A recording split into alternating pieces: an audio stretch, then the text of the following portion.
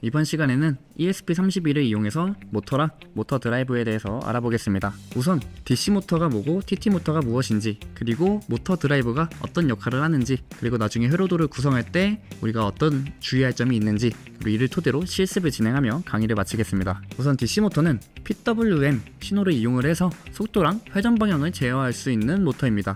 모터라고 하면은 이런 식으로 가운데 있는 톱니바퀴들이 맞물려서 어떠한 힘을 만들어낼 수 있는 부품이라고 생각하면 됩니다. 그래서 이 DC 모터의 구성을 보시면 두 가지 선으로 이루어져 있고요. 그 두 가지 선에다가 어떠한 제어 신호를 주는지에 따라서 저 축을 정방향으로 돌릴지 역방향으로 돌릴지를 정해줄 수 있게 됩니다. 그럼 여기서 사용하는 이 PWM 신호를 알아보기 전에 ESP32랑 모터가 어떠한 신호로 주고받는지 먼저 알아보겠습니다. 그 둘은 디지털 신호를 주고받고 있는데요. 디지털 신호는 0 또는 1 이 두 가지 상태로 구분되는 신호입니다. 근데 이렇게 되면은 모터의 축 속도를 정해줄 수 없게 됩니다. 왜냐면 모터의 축 속도는 연속적인 값으로 아날로그 신호를 띄고 있기 때문입니다. 그래서 이 디지털 신호로 아날로그 신호를 표현해야 되는데요. 그 기법이 PWM 기법입니다. 그래서 이 PWM 신호를 이용해서 DC 모터를 구동하게 됩니다. 이 PWM은 예를 들면은 이러한 하나의 시간축이 있을 때, 이때 디지털 신호인 0과 1이 있는데요. 그 중에 1이 유지되는 시간, 그 비율을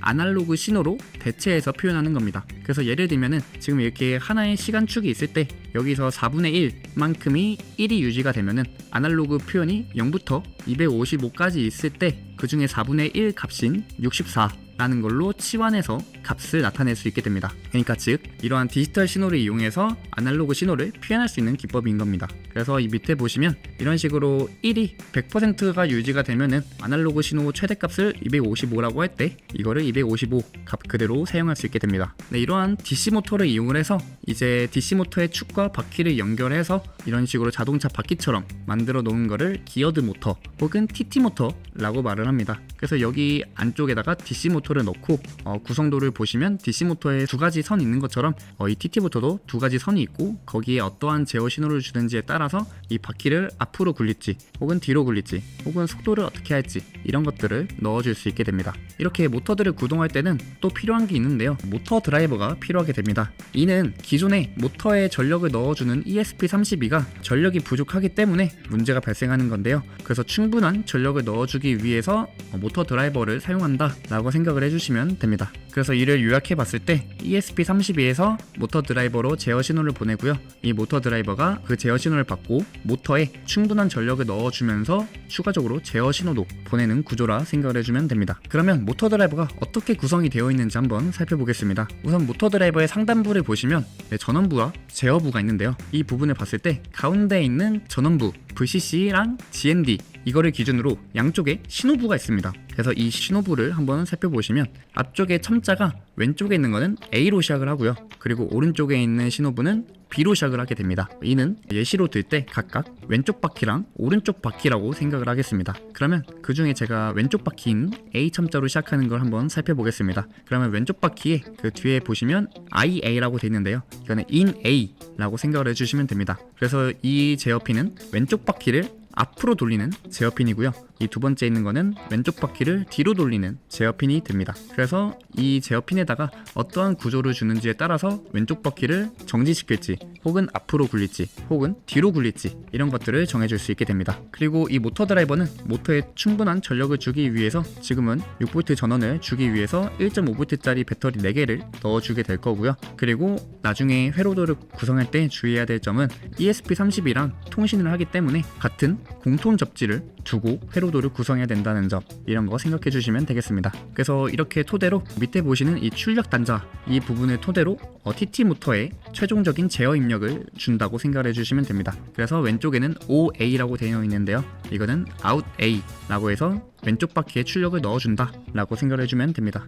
그러면 이제 모터랑 모터 드라이버 실습을 진행해 볼 건데요. 다음과 같이 준비물이 잘 준비되어 있는지 한번 확인해 주시면 되겠습니다. 그리고 이렇게 다음 화면과 같이 회로도를 구성해 주시면 되겠습니다. 여기서 회로도를 구성하실 때 앞서 얘기했듯이 ESP32랑 모터 드라이버 그리고 배터리까지 해서 이렇게 공통 접지를 꼭 기준 접지를 만들어 주셔야 된다는 거 생각해 주시면 되겠습니다. 그리고 이렇게 핀맵 요약도도 적어 놨으니까 이것도 확인해 보시면서 선을 잘 꽂아 주시면 되겠습니다. 실습을 진행하기 전에 제가 본문에 올려놓은 GitHub 주소로 들어가게 되시면 이런 식으로 화면이 뜰 건데요.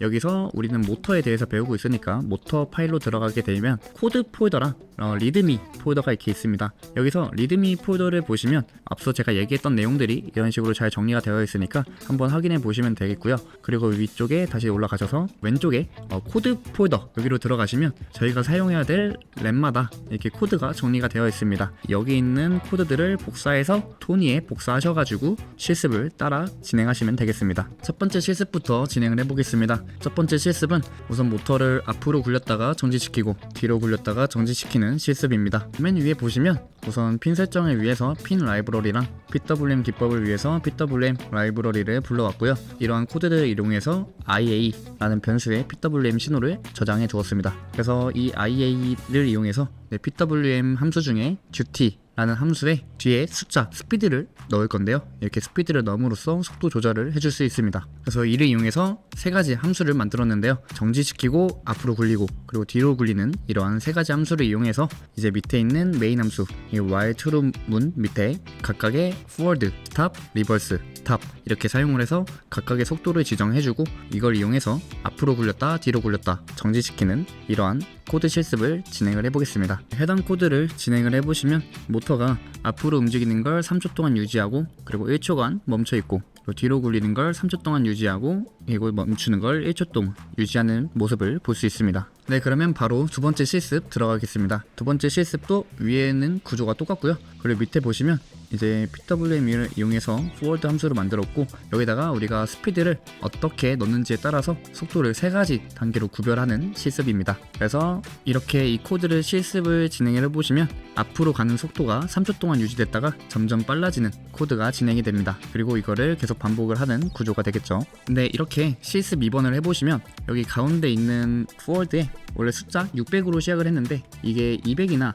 혹은 300 이런 식으로 값을 넣고 실행을 해보시면 아마 처음에 모터가 동작이 안 되는 걸 확인하실 수 있을 겁니다. 이건 왜 그러냐면 처음에 모터를 돌리기 위한 최소한 PWM 값이 있기 때문에 이 부분에 맞춰서 최소 조건을 잡아 주셔야 됩니다. 그래서 그게 2-1 실습 파일에 저장이 되어 있고요. 이거는 레인지 함수를 이용을 해서 PWM 값에다가 0부터 50씩 증가시키면서 1024까지 증가를 시키면서 어느 순간부터 모터가 움직이는지를 찾을 수 있게 됩니다. 그래서 이를 토대로 방금같이 2번에서 사용하는 이 forward 값의 최소 값을 정해주시면 되겠습니다. 그래서 여기 2-1번 실습을 이제 이 코드를 넣고 실행을 해보시면 처음에 모터가 안 움직이다가 점점 시간이 지나면 최소 조건에 넘어가게 되면 모터가 움직이는 걸 보실 수 있게 됩니다. 네, 그리고 마지막 실습은 이제 0부터 40씩 증가시키면서 1024까지 증가를 시키면서 점점 속도를 빠르게 했다가 그리고 최대 속도에서 유지를 시키고 그리고 그 뒤에 마이너스 40씩 깎으면서 점점 속도를 낮추는 이렇게 가속과 감속을 반복하는 코드를 진행을 해보시면 이 모터가 처음에는 아예 안 움직이고 있죠. 이거는 아까 말했듯 이게 최소 조건을 아직 넘지 않았기 때문에 멈춰 있다가 이제 최소 조건을 넘게 되면은 그때부터 점점 빨라지고 그리고 그 뒤에는 속도가 점점 낮춰지면서 감속되는 구조를 확인하실 수 있습니다.